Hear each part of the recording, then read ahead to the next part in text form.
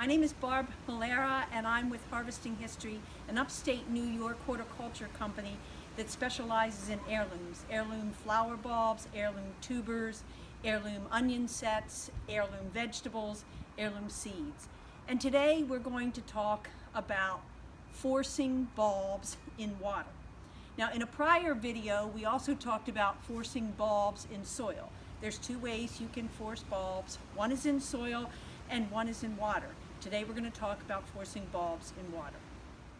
The most important thing to remember when you are forcing bulbs is that some bulbs can be forced in soil and some bulbs can be forced in water.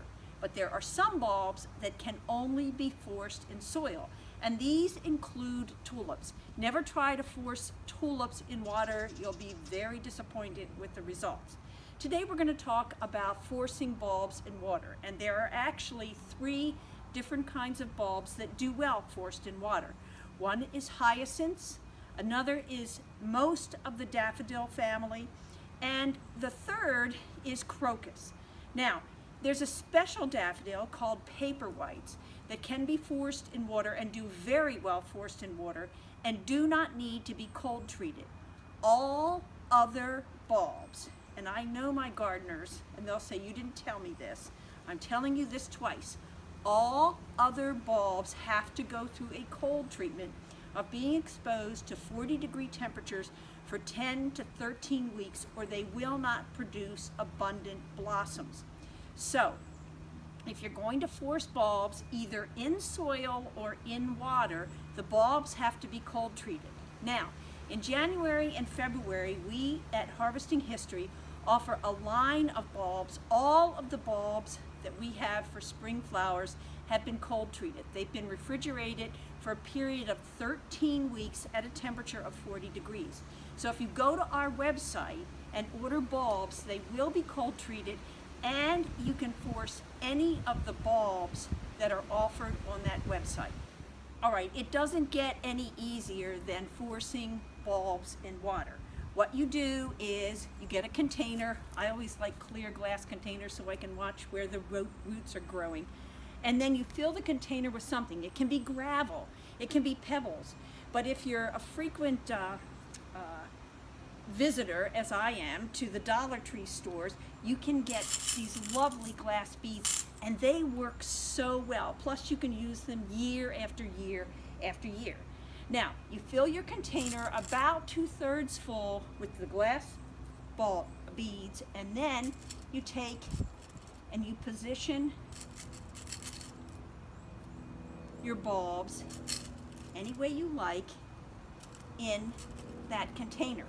The bulbs we are dealing with today are paperwhite bulbs, but again, you can do crocus, you can do hyacinths, or you can do other narcissus in the same way. All can be forced in water if, my dear gardeners, you have cold treated them first. Normally what you would do is take water and then fill it to the base of the bulb.